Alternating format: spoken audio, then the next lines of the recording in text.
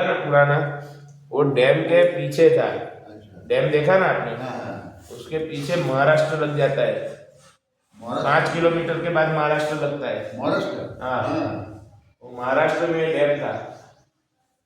ये डैम ये डैम बनने के बाद ये मंदिर पूरा डूब गया। तो फिर मंदिर में 90 में मंदिर को इधर लेके आए। तो मंदिर अभी नीचे में। हाँ, पूरा जलमग्न है। ऐसा ही।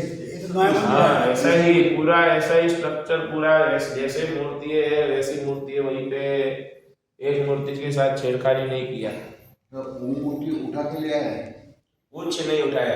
वहां पे दो शिवलिंग थे, उसमें से एक शिवलिंग जो था, जो पांडवों ने स्थापित किया था, वो लेके आ गए। पर जो मूल शिवलिंग था, जिसकी महादेव जी ने स्वयं स्थापना किया था अपने त्रिशूल से, उसको वहीं पे रहने दिया, वो निकला ही नहीं। देखिए इसका कथा कैसा है वो भी बताता हूँ। देखिए नर्मदा तट के अंदर 3 जो जगह है, तीर्थ है, वहाँ पे जाना जरूरी है। वहाँ पे नहीं गए तो फिर परिक्रमा मानी जाती नहीं है। कि पहला तो कि यन्मूले तु महेश्वरी विजयते श्री सिद्धनाथस्तदा। जो विजय की कामना लेके, कोई संकल्प लेके व्यक्ति विशेष निकला है परिक्रमा में, तो उसको 3 जगह पे जाने का अनिवार्य बोला है। तो कि कौन सा? तो यन्मूले तु महेश्वरी विजयते श्री सिद्धनाथस्तदा। सिद्धनाथ हरदा निमावर में जो नाभि स्थल है माता का, नाभि यानी ये जो पेट के बीच में पड़ती है वो नाभि स्थल है, वो माता का वहां पे निमावर में, सिद्धनाथ के बीच। कावेरी परिवेष्टितो गदित ओंकारो परे चावृता। जो कावेरी है, वो जो नर्मदा और कावेरी का संगम है, वो ओंकारेश्वर में पड़ता है। वहां जाना जरूरी है, वो त्रिवेणी संगम पे। हाँ, कोई बात नहीं। कावेरी परिवेष्टितो गदित ओंकारो परे चावृताम मध्य ने पीछे, वहां पे कंठ स्थान है माता का। कावेरी और त्रिवेणी के बीच में कंठ स्थान है। तो के बीच में क्या आया? तो के मध्य ने पीछे शूल पाणी सहिता पश्चात भागे स्थिता सर्वे ताम भजताम अभिष्ट फलदा। यानी कि जो मध्य में जो है, मध्य ने पीछे शूल पाणी सहिता, जो शूल पाणी है वहां पे भी त्रिवेणी संगम पड़ता था। वहां पे कौन सा पड़ता था? देवगंगा, भानुमती और नर्मदा का। क्योंकि मध्य ने पीछे शूल पाणी सहिता, वो माता का हृदय स्थान कहलाता है। ये जो आप जंगल देख रहे हो, उसके अंदर एक त्रिवेणी संगम है, वहां पे वो माता का हृदय स्थान कहलाता है। मध्य ने पीछे शूल पाणी सहिताम पश्चात भागे स्थिताम सर्वे ताम भजताम, जो सारी जगह पे भजी जाती है। अभिष्ट फलदा, जो अभिष्ट फल देने वाली माता है, वो 3 जगह पे जाके प्रसन्न होती है। ये 3 जगह का अनिवार्य बोला गया है पूरी परिक्रमा में। इसमें से एक भी जगह चूकते हैं तो परिक्रमा, नर्मदा परिक्रमा मानी जाती नहीं।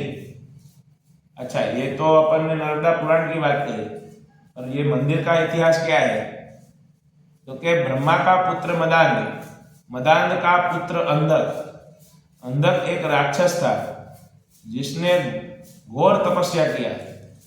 ऐसी तपस्या, एक पांव पे खड़े रह के वायु भक्षण किया, जिसके चलते उसके मस्तिष्क में से धुआं निकलने लग गया। पूरी पृथ्वी अंधकार में आ गई और सारे देवता घबरा गए कि ऐसी घोर तपस्या में कौन लीन है। तो देखा तो भाई ये अंधक इतनी घोर तपस्या कर रहा है, तो सारे देवतागण महादेव जी के पास पहुंच गए, हे भोलानाथ, तो कोई अनुचित वरदान मत दे देना, कोई गलत वरदान मत दे देना उसको, क्योंकि जब जब आपने असुरों को वरदान दिया है तब तब हम देवताओं को भुगतना पड़ा है। कि महादेव जी हंस के बोले कि देखो, तुम सबसे, उसकी तपस्या जो है वो श्रेष्ठ है, वो जो मांगेगा मुझे उसको वो देना पड़ेगा। सारे देवतागण घबरा गए। इंद्र बोले मेरा इंद्रासन चला जाएगा, कुबेर बोले मेरा भंडार चला जाएगा। सारे देवताओं में हड़कंप मच गया। सभी देवतागण घबरा गए। समय अंदर महादेव जी प्रकट हुए। महादेव जी ने पूछा अंदर को कि हे अंदर, तुझे क्या चाहिए? अंदर बोला कि हे महादेव, अंदर बोला हे महादेव क्या दे सकते हो?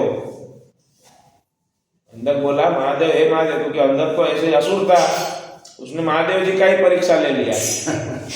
हे महादेव क्या दे सकते हो? अब भोलानाथ तो भोलानाथ है। भोलेनाथ ने बोला कि जा तेरे को 3 लोक में से 2 लोक तुझे दे दिया। अंधक के मन में कुछ और चल रहा था।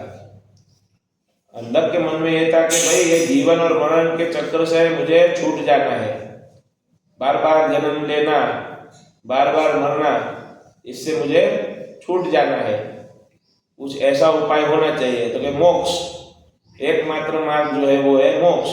अच्छा, मोक्ष कहाँ से कैसे मिलता है? कि 2 चीजें बताई गई है पुराणों में। या तो जन्मों जन्मों तक तपस्या करते रहो, या तो देवताओं के द्वारा, भगवान के द्वारा मृत्यु मिल जाए, देवताओं के हाथों से मृत्यु मिल जाए तो मोक्ष मिल जाए। क्योंकि सरल उपाय कौन सा है? लेकिन ये मंदिर नया मंदिर है। हाँ, ये मंदिर है, पुराना है वो वाला। हाँ वो फोटो है वो। কথাটা तो महादेव उस अंधक के मन में ये था कि भाई सरल उपाय कौन सा है कि जन्मों जन्मों तक तो मैं तपस्या कर नहीं सकता, बरोबर। उसमें पता नहीं दूसरे जन्म में कोई और विषय निकल जाए तो तपस्या छूट जाएगी।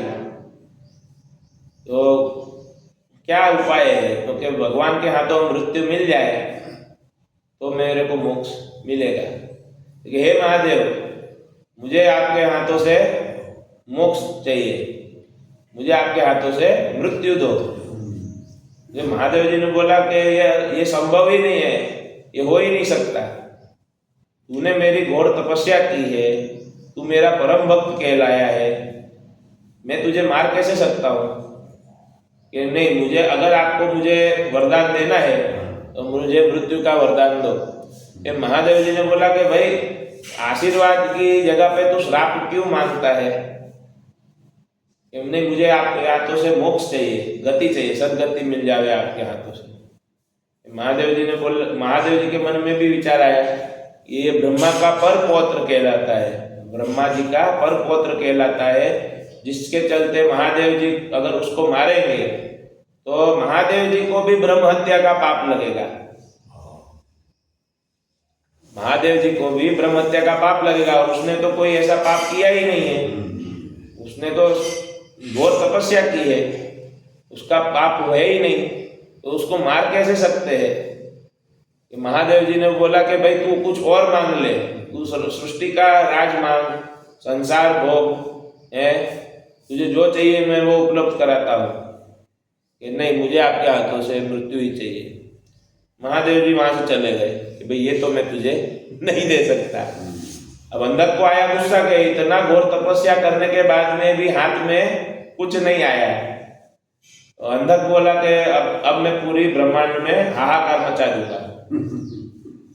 जैसे ही उसने ब्रह्मांड में हाहाकार मचाया, आखिरकार महादेव जी को प्रकट होके उनको अपने त्रिशूल से भेदन करना पड़ा, शूल भेदन कहते हैं, त्रिशूल भेदन करना पड़ा और उसको मृत्यु के घाट उतारना पड़ा। इसके पीछे भी एक गूढ़ रहस्य है। ब्रह्मांड में उसने जैसे ही हाहाकार मचाया उसका पाप हुआ। अच्छा, अब जैसे ही उसका पाप हुआ ऐसे ही महादेव जी ने उसको मृत्यु के घाट उतार दिया। पर उसकी तपस्या तो बोल रही थी, उसकी तपस्या तो बोल रही थी, तो उस तपस्या का वरदान तो देना बाकी है। तो महादेव जी ने उसको वरदान दिया कि तू मेरा सबसे श्रेष्ठ गण बन के मेरे साथ विराजमान होगा, और कोई भी मेरे दर्शन करने के लिए आएगा सबसे पहले दर्शन तेरे करेगा, और जिस किसी को भी मेरे तक बात पहुंचानी होगी वो सबसे पहले तुझे बोलेगा, उसके बाद ही मेरे तक बात आएगी, तब तक मेरे तरफ बात आएगी नहीं। महादेव जी ने उसको अपना श्रेष्ठ गण नंदी गण का उपाधि दिया। नंदी, नंदी महाराज। हाँ, हाँ, जो नंदी का उपाधि दिया। আগে নন্দীর দর্শন হবে, তারপরে মহাদেবের দর্শন হবে। ये नंदी का उपाधि दे दिया। যেরকম গরুরের দর্শন পরে নারায়ণের দর্শন। हाँ, बोलना पड़ेगा ना। हाँ, अच्छा, ये 3 वरदान उसको मिले थे। उसके बाद लेकिन उसका कान में तो हम लोग मांगता है कि हमको हाँ एक पूर्ण तो करो। इनके तक पहुंचेगा ना। अच्छा, हाँ, तो पर फिर भी समस्या वही थी कि त्रिशूल मारने के बाद में जो रक्त के दाग जो थे वो रह गए। त्रिशूल पे जो उसके अंदर के रक्त के जो दाग थे वो रह गए। अच्छा। वो कई उन्होंने त्रिवेणी संगम पे तीर्थों पे जाके उसको धोने का प्रयत्न किया, वो रक्त के दाग निकले नहीं। ये प्रत्यक्ष प्रमाण बन गया कि महादेव जी को ब्रह्म हत्या का पाप लग गया। महादेव जी को भी श्राप लग गया कि भाई ये तुमने ब्रह्म हत्या की है तो तुमको ये श्राप मिल गया। महादेव जी कई वर्षों तक भटकते रहे कि मैं सबसे परम पवित्र मैं कहलाता हूँ, सबसे श्रेष्ठ देवों में देव महादेव मैं कहलाता हूँ, और मुझे ही ये रक्त के दाग जो है वो छूट नहीं रहे मेरे। महादेव जी को कष्ट हुआ।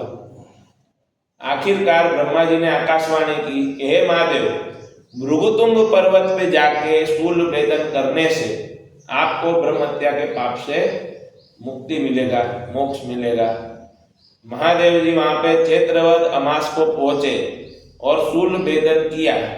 जैसे ही शूल भेदन किया वहां से जो शिवलिंग जो था वो पूरा, पहले तो भृगुतुंग पर्वत पूरा पाताल लोक में चला गया और पाताल लोक में जाने के बाद में पूरा शिवलिंग प्रकट हुआ, जिसे कहाँ पर हो? भृगुतुंग पर्वत, ये डैम के 5 किलोमीटर पीछे।